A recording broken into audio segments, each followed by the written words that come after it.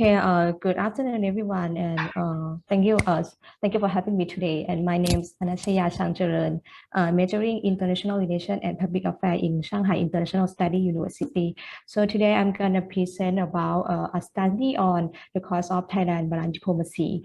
So let's see the content. So I will following these four parts to find out to present today. So start with the first one is background of research.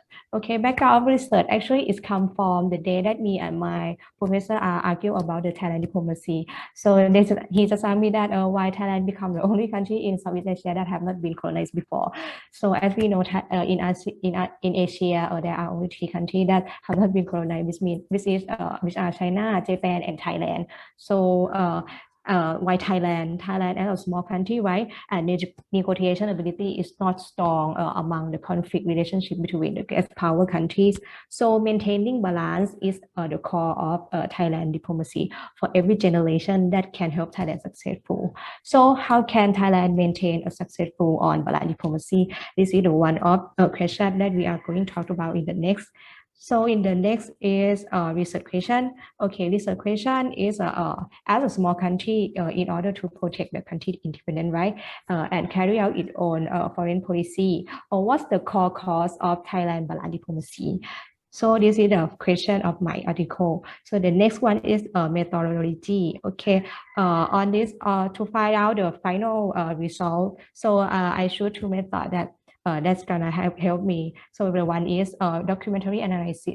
As we know, is the one of main research method of social science and political science. So this research will analyze the content of Thailand diplomacy was found, including official document for analysis and speculation. So the second one is literature research. So study through domestic and international documents that relate to Thailand foreign policy to find out in detail about Thailand balance diplomacy, because in about Thailand balance diplomacy, the content is not that much. So I plan to start with the Thailand foreign policy first, and then deeply to find out about balance diplomacy. So the fourth one is the most important one is a research result, right? So the result that I found is there are three factors that can be the cause of Thailand balance diplomacy. And this is very important to Thailand balance diplomacy. Okay, start with the first one is geographical environmental factor. So in this factor, actually we are I want to talk about the location. How important is Thailand location? So there are three words that can explain why it's so important. So start with the first one is center. So as we know, Thailand is the center of Southeast Asia. So it can be a connection of center. So it's very convenient for every country by both by land and by sea. So the second one is resource. So in a resource is mean Thailand have a list of natural resources, including water, soil, and food. As we know, agriculture is one of the most important thing for Thailand. And the third one is stability. So instability is mean natural disaster that Thailand have very low risk about natural disaster, including earthquake and volcanic eruption. So all of these make Thailand more superior, and at the same time also make it some disadvantage to such as when Thailand have a good location, right? So it can attack to the other country, especially for get superpower country. So we can see that in the colonization periods, yes, and British and French are decide Thailand to be a buffer state, right? So in that time, Thailand, the way that Thailand do is neutral. It means neutrality is the first step that Thailand gonna do. Okay, and another example is in the World War II. As we know, the Japan is come to Thailand to attack, and then the way that Thailand do is just bend with the wind. That's we call bamboo diplomacy or the bamboo policy. So it means Thailand is it's like a bamboo. It's bend with the wind. So because Thailand already don't have Britain cannot help Thailand, right? So Thailand just bend with the wind, and then but finally Thailand just can turn back and go with the wind side. So this is one of the action that we can see is in the past, and in another action that we can see is pragmatism. So about its pragmatism is about Thailand is learn from experience, and Thailand will see the fact on that situation, that what is the fact or what is the reality of that situation is, and Thailand will mix together and analyze and do this and do with the practical. It doesn't mean it. So Thailand is not have any theory or any or so Thailand is not have any theory for balance diplomacy. It just have an action or it's just have an practical. So these three example made it clear that a good location make Thailand have to decide to keep balance for the national interest. And the second factor is a humanistic environmental factor. So in this factor, I was talking about the religion. So as we know, the main religion in Thailand is Buddhism. So I focus on the Buddhism of the teaching. So as we know, love peace, love mankind, or easy to accept new thing, or gentle spirit, especially about the karma. As we know, karma is a law of cause and effect, right? So if you do the good thing will turn back to you. If you do the bad thing will turn back to you too. So this is the way of teaching of Buddhism, and it can affect to the way of thinking. So and then it can affect to behavior of Thailand people too. And finally, it affect to behavior of Thailand diplomacy. So we could say that Buddhism may not directly affect to policy or diplomacy, but it can affect to people first and then affect to diplomacy later. So it make Thailand doing like a neutral action or such a friendly or moral diplomacy. So in the next one is external environmental factor. So to be clearly, I will divide it into two levels. So the first level is global level, and second level is regional. So at the global level, according to the world always changing, right? So Thailand always focus on the gas superpower, right? That's always change. That always changing, and they're gonna have a conflict or anything. So Thailand just keep quiet and look forward to it, keep an eye on, yes. And but in the same time, Thailand also have to pay attention to the regional level, that which mean ASEAN. So the more that ASEAN members stick together, is the more benefit that Thailand gonna get from it. So because Thailand didn't want to be a tool of gas between gas power countries. So this level can make Thailand action some kind like depend on the situation, because sometimes the global level and regional level sometimes is the situation that it is sometimes it's not it's hard to control it. So Thailand doing like depend on the situation, and some action that we can see is decrease this trend, which means Thailand always keep this trend between those countries, both of the global level and regional level, because in regional level, as we know, ASEAN they have a lot of society, a lot of culture, right? So in terms of some question that cannot be argued or cannot be analyzed, cannot, that question sometimes Thailand just keep this tension between those question or those countries. So this is can make Thailand have those. So this can make Thailand have to balance diplomacy too. And the final result, this graph is the conclusion. So you can see that geographical, humanistic, and external environment factor can affect to the these four steps or these four action that Thailand always do it. Which is neutrality, bamboo policy, bamboo diplomacy, pragmatism, and equidistance. So this action will gonna reflect to the national interest, and this national interest is the main core, or is the main that Thailand balance diplomacy going to that Thailand balance diplomacy concern is very much. So at the conclusion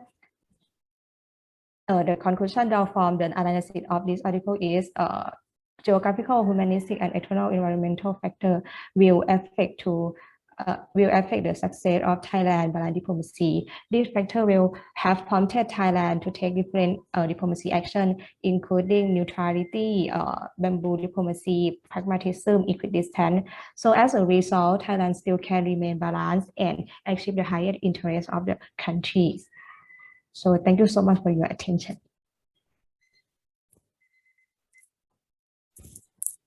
Thank you. On time. On time, and it's a very interesting topic. And I am not from this field, and I didn't have the chance to look at your paper as well, because I was sent that paper just a minute ago. So, since I got to make some comments, and I will make some comments on what you have presented. Like I said, it's an interesting one, and I have interest in this area. But few things is like, if I can make like when it says a balance diplomacy, it means your premise is like on like you have concluded that you are maintaining, or Thailand is maintaining a balanced diplomacy. But I don't know how did you actually conceptualize what is balanced diplomacy? Because if I look as a third person from our side, like for example, and you mentioned about Japan, whether Japan was like the latest brutal colony, like they went to Korea, China, and in Thailand, and they did the worst cruelty on some people, and in China millions of people were killed by them. And what Korea is doing now, Korea is getting money from Japan every year because the atrocities they perpetrated on Korea during 50s, and Thailand is not doing so, and Korea is earning, and they're capitalizing that brutality that time in 50s, early 50s. Thailand is not doing so. In some cases, I see Thailand is actually applying or kind of adopting a subservient policy. When you say subservient, in what sense? And if you ask me how, I would say, for example, I know about ASEAN, because ASEAN's centrality is, what is centrality? Centrality is that no country will intervene in their internal affairs, right? Yeah. But you see, when something happens in Myanmar, and what is happening in Myanmar at the moment, you know very well, as a student from that discipline, and what happens to the Karen people, sometimes to Rohingya people, and only Malaysia stands up and talk against it. And when Thailand is always silent, the being silent is not actually balanced, but you can say, no, they are following the ASEAN centrality, but it's not about it, in fact, sometimes. But you show, and because one of the arguments that you made, like, okay, a small country, generally, like, I forget exactly, but Singapore is a small country. Singapore is a small country, right? Very small country. And your country is not actually small, very big, though it's like this. Big country in terms of population, in terms of economy. And your economy is bigger than Singapore, you know that. Thailand's economy is bigger than Singapore economy. It's only you have a higher population, around 100 million, right? Or 90. What is the size population size Thailand now at the moment? 90 million? Population size is maybe 60. Oh, 60, sorry, yes. 60. And you see how big is Thailand's population as compared to Singapore population. And your economy is big, your population is big, geographically you're big, but you're not Thailand. I mean, not you. I mean, Thailand is not playing as much as it should. Like, this is my personal thing. And when you see the what is that? Like, you have actually played with three components. Like, one is geography, and then environment. And one thing is that you said humanistic, for example. You have connected humanistic thing with Buddhism. It means you are talking about religion, basically, right?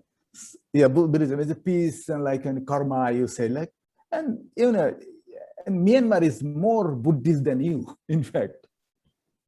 And there was a presentation in the previous session, and Myanmar never had democracy, and never had, and they had a so-called, and in the parliament they have the 25% of their parliamentary seats are reserved for military. And your case also, your case is interesting. Thailand's case is interesting because you're undergoing the military coups, how many, but I appreciate it because it's bloodless, which is good. Bloodless coup, right? But, okay. Yes, but thing is like, why I'm saying all these things, I'm saying this like when you say balanced diplomacy, so you should come up with your own operational conceptualization. What exactly you want to mean by it? You know, that will be, I'm sure that you are going to publish this paper somewhere. So that will give you some kind of the impression to the readers that what exactly you want to mean. Because if you want to argue, like then, okay, no, it's not balanced, then I can give you many points that it's not actually balanced diplomacy. And again, what diplomacy exactly you're talking about? Are you talking about vaccine diplomacy? Are you talking about trade diplomacy? You're talking about financial diplomacy? What? You know? Okay. So yeah, I know. yeah, But yeah. Actually, in my research, I already researched, right? So it means that Thai diplomacy just focus on the international interest. So Okay, it's national interest. So it's okay, this national interest is in Thailand didn't give the definition, didn't give the meaning of what is national interest what exactly mean. So it seems like the world always changing, right? So Thailand have to keep to analyze and see it. So what is the most important thing at that time? So it just depends on the international interest at first. So we can see that there are a lot of yeah. Okay, I So just stop here. I stop here. I just stop. open the floor for if they have any question to ask or if you have comments to make. The floor. Any question for our friends? Any question for Miss Anatchaya? No. If no, thank you. Anatchaya is a okay, very thank you, interesting Anatchaya. one. Thank you. Very interesting. Thank you so much for the discussion.